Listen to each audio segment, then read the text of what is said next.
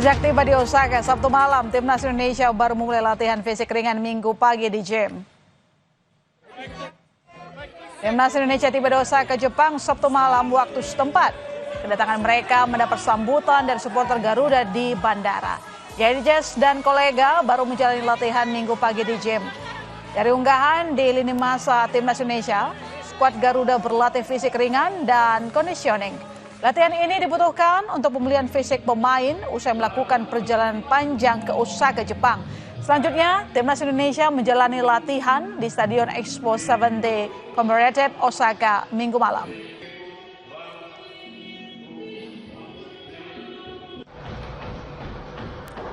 Setelah menjalani latihan perdana di depan supporter, Timnas Jepang melakukan latihan hari kedua secara tertutup. 2 hari jelang laga kontra Indonesia di putaran ketiga kualifikasi Piala Dunia 2026 zona Asia, Timnas Jepang menjalani latihan intensif di Stadion Suita City Osaka Minggu sore dipimpin langsung oleh Hajime Moriyasu.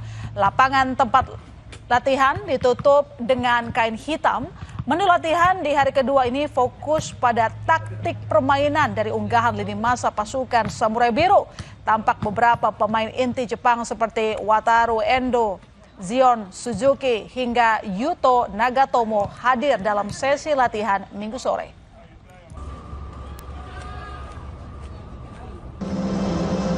Indonesia memastikan kemenangan atas Tiongkok di putaran ketiga Piala Dunia 2026 zona Asia setelah eksekusi penalti oleh Romania ke gawang Wang Dai.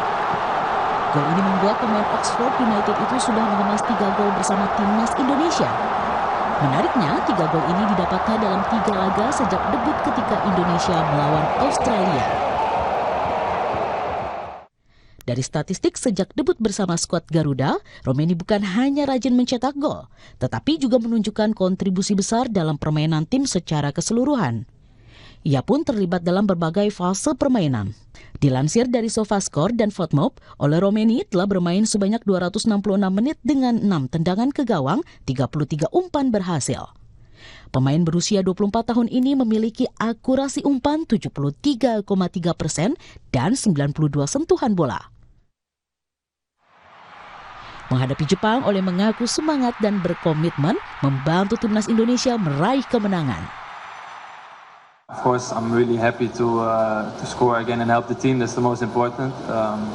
The next target, is Japan. We want to win every game, and that's the next game. So I'm really excited, and we all can wait for the game. We love to play football, so bring it on. Timnas Indonesia sudah memastikan langkah ke putaran keempat kualifikasi Piala Dunia 2026 zona Asia setelah Arab Saudi menang atas Bahrain. Skuad Garuda menyisakan 1 laga lagi di grup C menghadapi Jepang 10 Juni nanti.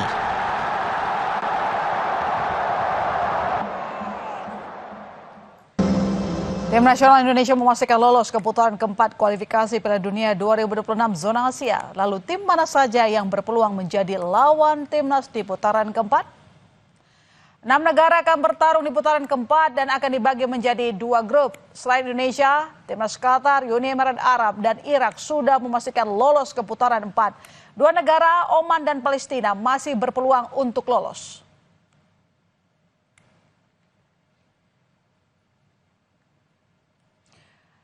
Timnas Indonesia dikepung negara-negara Timur Tengah di putaran 4 kualifikasi Piala Dunia 2026. Mampukah Timnas mengatasi lawan-lawannya dan meraih tiket ke Piala Dunia? Kita bahas bersama analis sepak bola Bung Wesley Hutagalung. Selamat malam, Bung.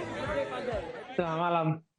Ya, Bung, apa yang jadi ciri khas gaya permainan tim-tim dari Timur Tengah? Apakah kita patut waspada? Apakah ini adalah lawan berat bagi Timnas Garuda?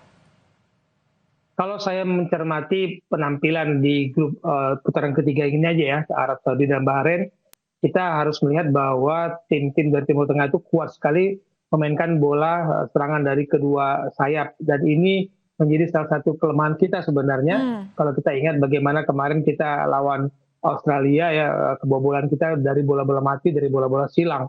Dan kalau perjalanan kita sebenarnya di babak ketiga ini kan kita tidak terkalahkan. Melawan Arab Saudi kita bisa seri di kandang lawan 1-1, kita menang 2-0 di Jakarta, lalu kita 2-2 lawan Bahrain tapi kita menang 1-0 di Jakarta, Tapi kalau mundur di putaran kedua, kita tuh lawan Irak kan kemarin oke lah, beda orang ya, beda timnya.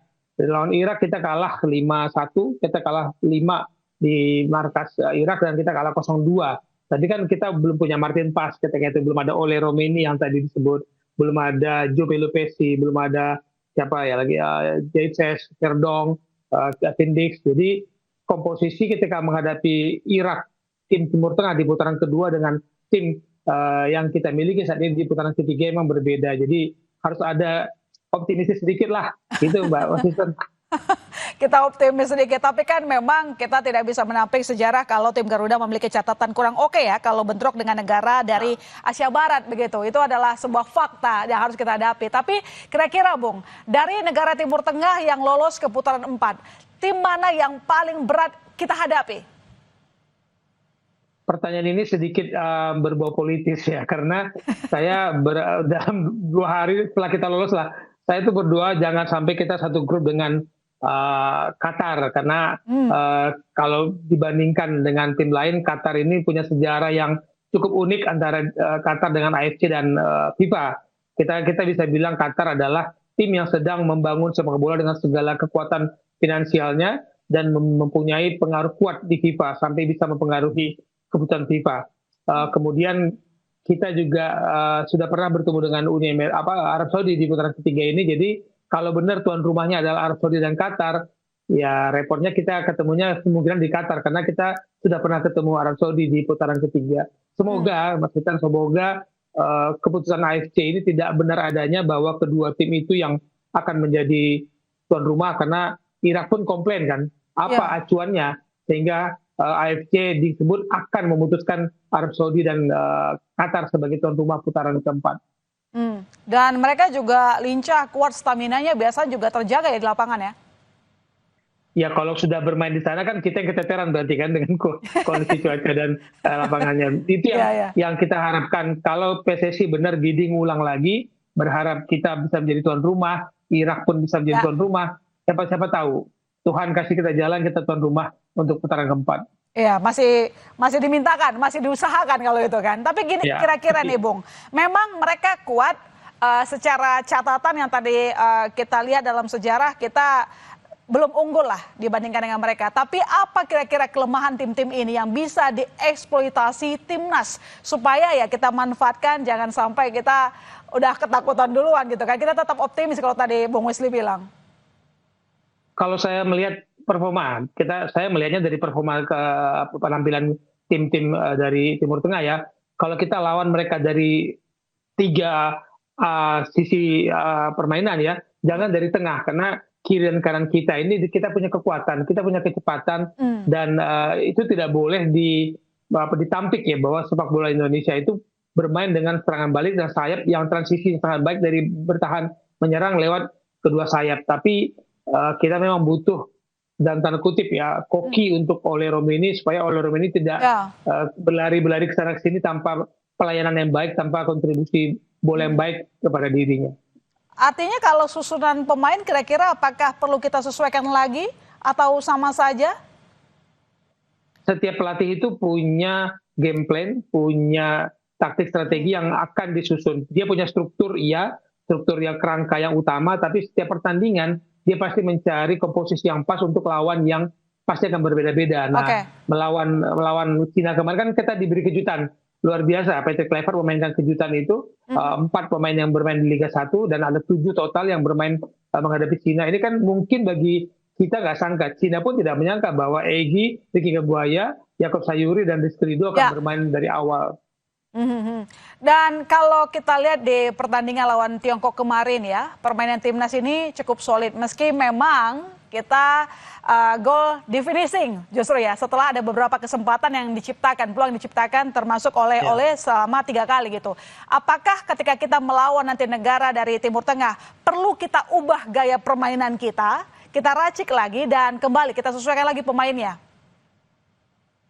Akan kembali kepada tim pelatih ya, Patrick Kluivert dan Pastu dan kawan-kawan untuk melihat sampai sejauh mana game plan itu berhasil dan kemudian perubahan apa. Karena setiap pelatih itu punya dua aspek yang mereka kuat, karena itu pembeda dengan lain.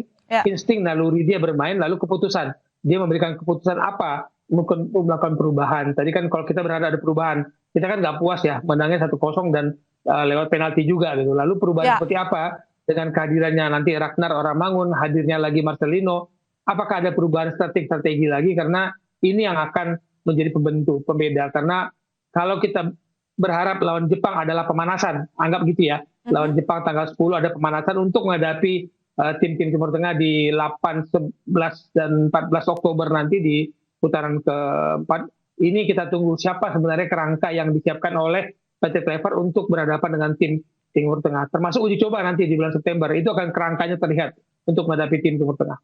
Ya, nanti kita akan tunggu bagaimana susunan pemain yang akan disusun oleh Kluivert begitu. Tapi kira-kira, Bung, teknik dan mental pemain harusnya sih nggak masalah ya, karena memang pemain-pemain kita itu gitu terbiasa dengan tekanan besar di liga. Atau menurut Anda masih ada koreksi-koreksi terkait dengan mental pemain saat berlaga di lapangan hijau?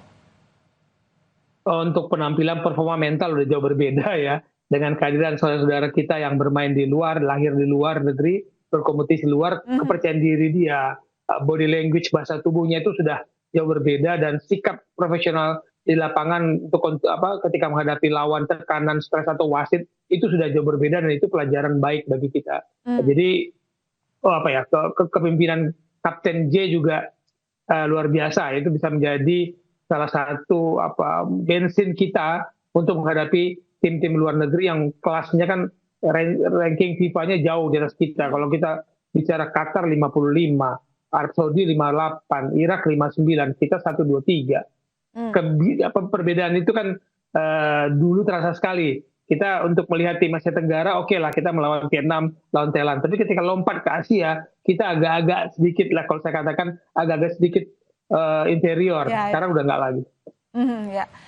Kira-kira Bung, singkat saja, peluang Indonesia lolos dari putaran 4 sebesar apa?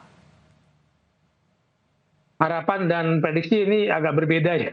Kalau harapan kita pasti lolos, keinginan kita begitu. Tapi kalau untuk prediksi, saya masih menunggu tanggal 17 Juli undiannya kita di mana. Di grup A dengan siapa, di grup B dengan siapa, nanti kita bicara lagi. Nanti kita bicara lagi. Kita tunggu performa terbaik dari tim Garuda. Terima kasih Bung Wesley telah bergabung di Kompas Malam. Selamat malam. Selamat malam. Saudara, pemain timnas pun langsung melakukan serangkaian. Menteri Keuangan Sri Mulyani Indrawati dan Menteri Pertahanan Syafrey Samsudin kunjungan kerja ke Kabupaten Duga, Papua Pegunungan sambil mengenakan rompi anti peluru. Kami segera kembali.